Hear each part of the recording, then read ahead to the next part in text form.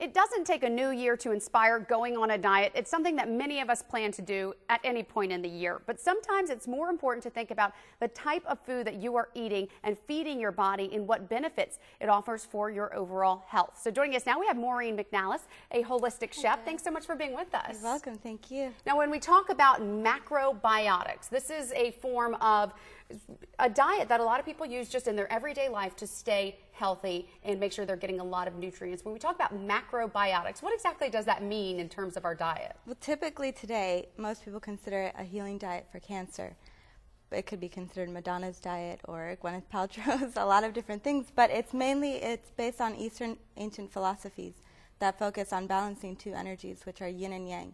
These energies are expansive and contractive, and they're present in everything. So when we consider food and its energies, we know what we're putting into our bodies, and we can make that balance and harmonize with our lifestyle as well. Now, I think most people may be familiar now with when talking about organic diets, things that don't use a lot of pesticides, things that aren't, that heavily processed food, or even, talking about a vegetarian diet. Is there meat involved in a macrobiotic diet? There can be. It depends on what sort of life you want to live. It's not restrictive to it, but it is minimal amounts of it. So, is this looked at more as maybe almost a spiritual diet than it is? It can be. It comes from Taoism, so yeah, it's taking into consideration a lot of different things, energies.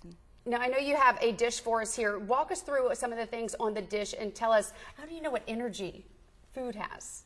Well, right, you have to understand food and how it grows and where it's coming from primarily. So they all have quinoa grows in Peru, which is very high altitude and very little oxygen. So when you eat it, it's almost a superfood. It creates a lot. It gives you a lot of energy and protein. We have fennel, which is locally grown. Dried blueberries are really high in antioxidants and give you lots of also energy. Greens are very oxygenating, and seaweed has many, many benefits. You hear, well, that's very popular, I know, in a lot of diets. Now, when we talk about some of the benefits of macrobiotics, because this isn't about weight loss, this is about providing your body with the energy and nutrients that it needs. And I mean, this has been linked to helping cure some conditions, actually. Right, well, when we recognize that we're actually made up and nourished by food, then and on a cellular level, we also know that cancer is a cellular disorder. Then we know that we can change our condition with the foods we eat. Of course, talking about those antioxidants, this macrobiotic form of diet can help remove some of the toxins from your body. Exactly. It can be considered a detox diet as well. So if somebody else wants to, really learn a lot more about this, how can they find out exactly how to incorporate this into their overall lifestyle? There are so many resources on the internet. There's so many books out there, excellent books.